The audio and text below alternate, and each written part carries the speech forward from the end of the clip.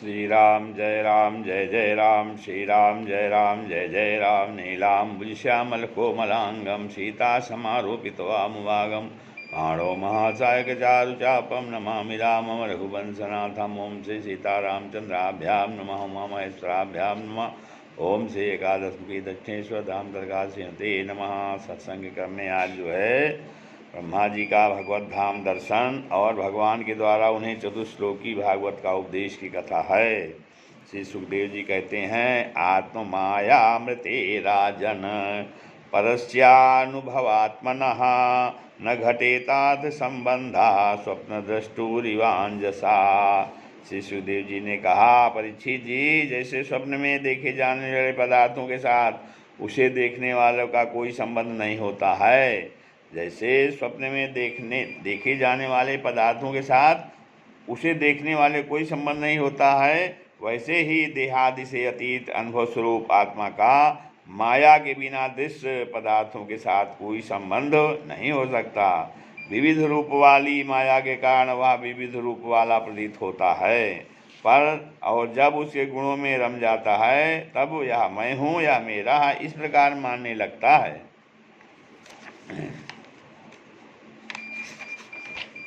किंतु जब यह गुणों को क्षुब्ध करने वाले काल और मोह उत्पन्न करने वाली माया इन दोनों से परे अपने अनंत स्वरूप में मोह रहित होकर रमण करने लगता है, आत्मा राम हो जाता है, तब यह मैं मेरा का भाव छोड़कर पूर्ण उदासीन गुणातीत हो जाता है।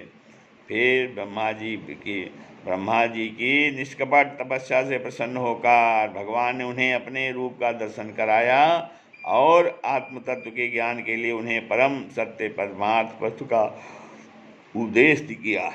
क्या किया? स आदिदेवो जगतां परो गुरुः स्वनिर्णयमस्थाय शिशिक्षयैच्छत् तां नाधिगच्छत् दृश्यमत्र सम्मतां प्रपंच निर्माण विधिर्यया भवेत्। तो कहते हैं, तीनों लोगों के परम गुरु आदि देव ब्रह्मा जी अपने जन्म स्थान कमल पर बैठकर सृष्टि करने की इच्छा से विचार करने लगे, परंतु जिस ज्ञान दृष्टि से सृष्टि का निर्माण हो सकता था और जो सृष्टि व्यापार के लिए वांछनीय है वह दृष्टि नहीं प्राप्त हुई।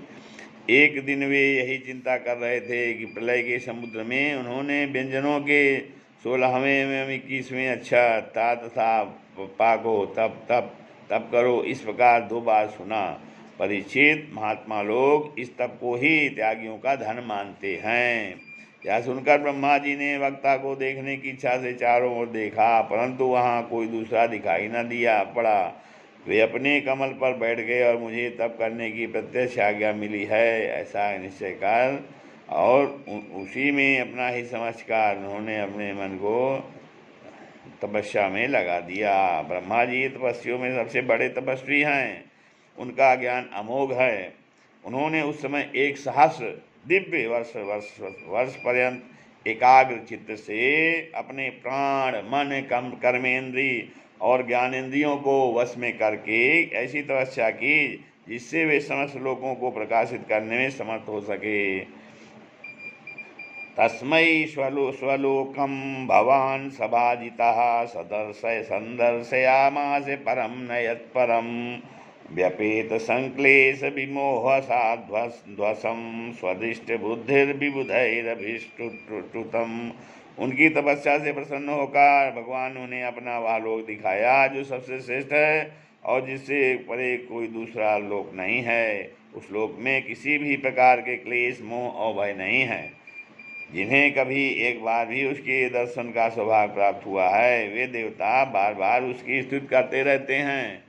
वहाँ रजोगुण तमोगुण और इनसे मिला हुआ सत्वगुण भी नहीं है। वहाँ न काल की दाल गलती है और न माया ही कदम रखती है। फिर माया के बाल बच्चे तो जा ही कैसे सकते हैं। वहाँ भगवान के बेपास निवास करते हैं जिनका पूजन देवता और दैत्य दोनों ही करते हैं। उनका उज्ज्वल आभा से युक्त श्याम शरीर सद्दल कमल के समान कोमल नेत्र और पीले रंग के वस्त्र से शोभायमान है। अंग अंग से राशि राशि सौंदर्य बिखरता रहता है। वे कोमलता की मूर्ति हैं। सभी के 4 भुजाएं हैं। भुजाएं हैं। वे स्वयं तो अत्यंत तेजस्वी हैं ही, मणिजड़ित सुवर्ण के प्रभामय आभूषण भी धारण किए रहते हैं। उनकी छवि मूंगे वैदूरमणि और कमल के उज्ज्वल तंतु के समान है। उनके कानों में कुंडल, मस्तक और मुकुट और कंठ में मालाएं शोभायमान हैं। जिस प्रकार आकाश बिजली सहित बादलों से शोभायमान होता है, वैसे ही वह लोक मनोहर कामनियों की कांति से युक्त महात्माओं के दिव्य तेजोमय विमानों से स्थान स्थान पर सुशोभित होता रहता है। उस वैकुंठ लोक में लक्ष्मी जी सुंदर रूप धारण करके अपनी विविध विभूतियों के द्वारा भगवान के चरण कमलों की अनेकों प्रकार से सेवा करती रहती हैं। कभी कभी जब वे झूले पर बैठकर अपने प्रीतम भगवान की लीलाओं का गायन करने लगती हैं, तब उनके सौंदर्य और सुरभ से उन्मत्त होकर भंवरे स्वयं उन लक्ष्मी जी का गुणगान करने लगते हैं।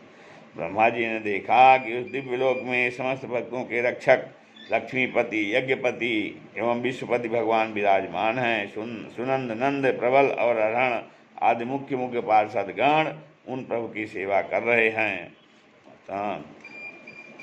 तो ददर्श तत्राखिल सात्वतां पतिम सियापतिम यज्ञपतिम जगतपतिम सुनंद नंद प्रबलाहरणादिभि स्वपार्षद मुख्यै परिसेवितं विभुं दैत्य प्रसादाभिमुखं जगासवं प्रसन्नहासारुणलोचनाननम् किरीटिनं कुण्डलिनं चतुर्भुजं पीताम्बरं वक्षसि लक्षितं सिया।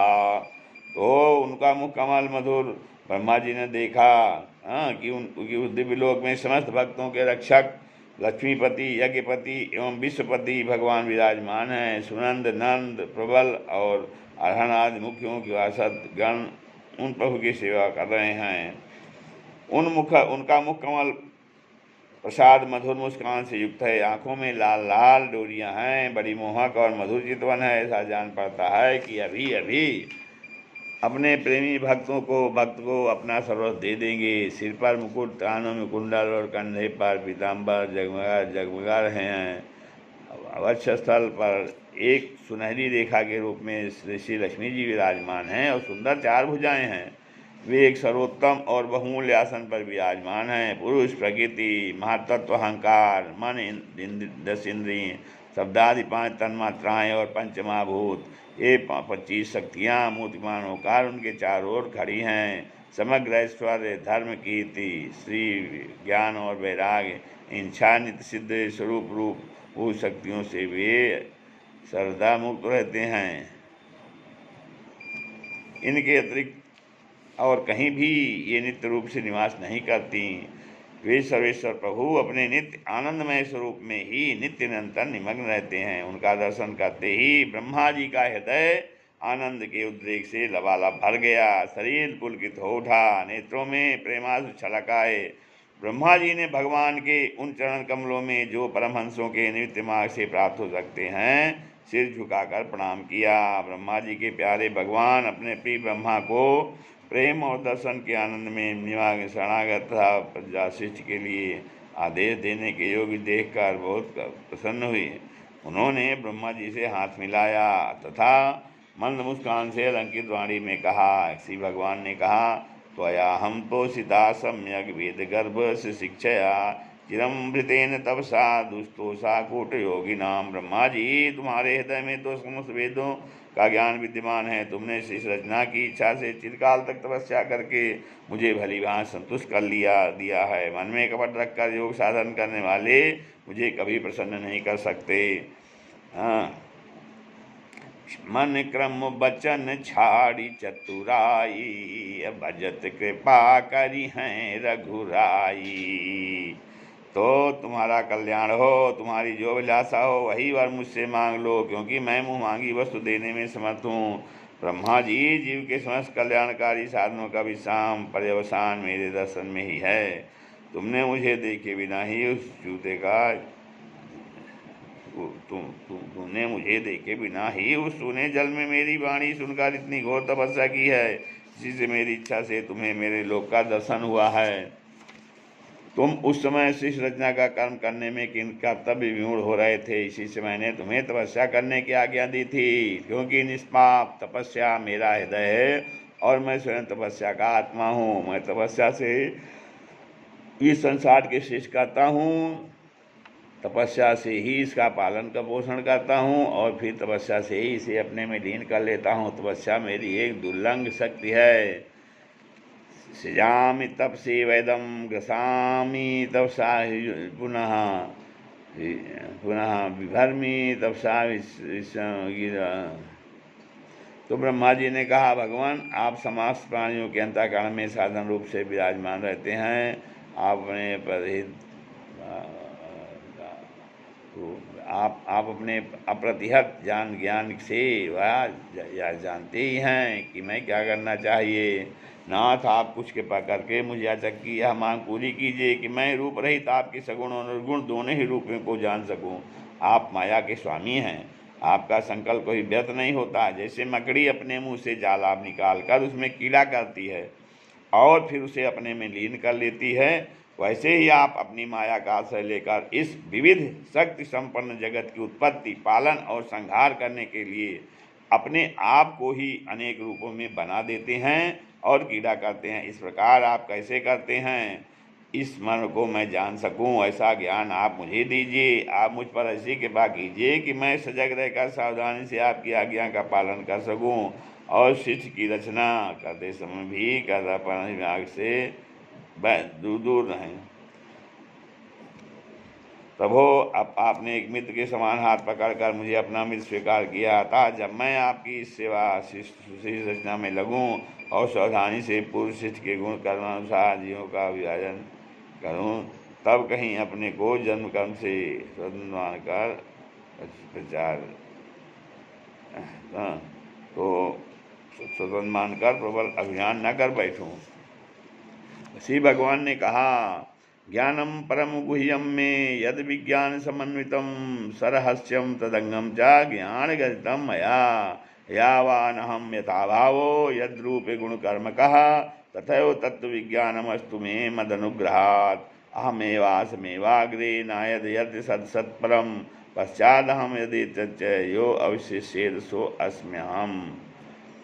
श्री भगवान ने कहा, अनुभव, प्रेमा भक्ति और साधनों से युक्त अत्यंत गोपनीय अपने स्वरूप का ज्ञान मैं तुम्हें कहता हूँ, तुम उसे ग्रहण करो।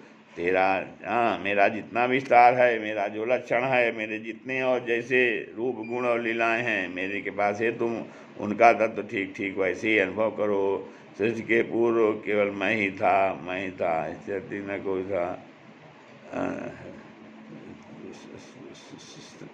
तो सृष्टि के पूर्व केवल मैं था, मेरे अतिरिक्त न स्थूल था न सूक्ष्म और न तो दोनों का कारण अज्ञान। जहाँ यह शिष्य नहीं है वहाँ मैं हूँ, और इस शिष्य के रूप में जो कुछ प्रतीत हो रहा है वह भी मैं ही हूँ, और जो कुछ बच रहेगा वह भी मैं ही हूँ।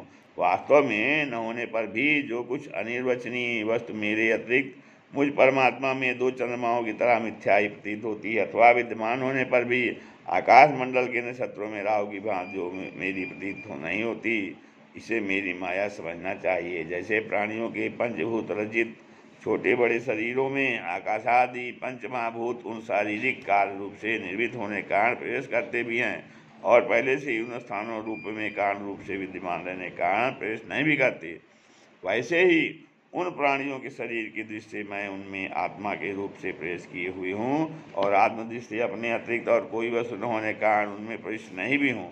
या ब्रह्म नहीं, इस प्रकार निषेध की पद्धति से, और या ब्रह्म है या ब्रह्म इस अन्वय की पद्धति से यही सिद्ध होता है कि सर्वातीत सर्वस्वरूप भगवान ही सर्वदा सर्वत्र हैं, वही वास्तविक तत्व हैं। जो आत्मा तथा परमात्मा का तत्व जानना चाहते हैं उन्हें केवल इतना ही जानने की आवश्यकता है। एतादेव जिज्ञासम तत्व जिज्ञासुनात्मना अन्वय व्यतिरेकाभ्याम यथ्यात् सर्वदा सर्वत्र सर्वदा। तो ब्रह्मा जी, तुम अचल समाज के द्वारा मेरे सिद्धांत में पूर्ण निष्ठा कर लो, इससे तुम्हें कल्प कल्प में विविध प्रकार की शिष्य रचना करते रहने पर भी कभी मोह नहीं होगा। तो श्री सुखदेव जी कहते हैं कि लोक पितामह ब्रह्मा जी को इस प्रकार उपदेश देकर जन्मा भगवान ने उनके देखते ही देखते अपने उस रूप को छिपा लिया। जब सर्वभूत स्वरूप ब्रह्मा जी ने देखा कि भगवान ने अपने इंद्रिय गोचर स्वरूप को हमारे नेत्रों के सामने से हटा लिया है, तब उन्होंने अंजलि बांध कर उन्हें प्रणाम किया। पहले कल्प में जैसी सृष्टि उसी रूप में इस विश्व की रचना की। एक बार धर्मपति प्रजापति ब्रह्मा जी ने सारी जनता का कल्याण हो अपने इस स्वार्थ की पूर्ति के लिए विधि पूर्वक यम नियमों को धारण किया। उस समय उनके पुत्रों में सबसे अधिक प्रिय परम भक्त देवर्षि नारद जी ने मायापति भगवान की माया का तत्व जानने की इच्छा से बड़े संयम, विनय और समता से अनुगत होकर उनकी सेवा की और उन्होंने सेवा से ब्रह्मा जी को बहुत ही संतुष्ट कर लिया। परीक्षित, जब देवर्षि नारद देखा कि मेरे लोक पिताजी मुझ पर प्रसन्न हैं, तब उन्होंने उनसे यही प्रश्न किया कि जो तुम मुझसे कर रहे हो। उनके प्रश्न से ब्रह्मा जी और भी प्रसन्न हुए। फिर उन्होंने यह 10 लक्षण वाला भागवत पुराण अपने पुत्र नारद को सुनाया, जिसका स्वयं भगवान ने उपदेश किया था। परीक्षित, जिस समय मेरे परम तेजस्वी पिता सरस्वती के तट पर बैठकर परमात्मा के ध्यान में मग्न थे, उस समय देवर्षि नारद जी ने वही भागवत सुनाया। तुमने मुझसे जो यह प्रश्न किया है कि विराट पुरुष से इस जगत की उत्पत्ति कैसे हुई, तथा दूसरे भी जो बहुत से प्रश्न हैं, उन सबका उत्तर मैं इस भागवत पुराण में आपको मिल जाएगा। श्री राम जय जय राम।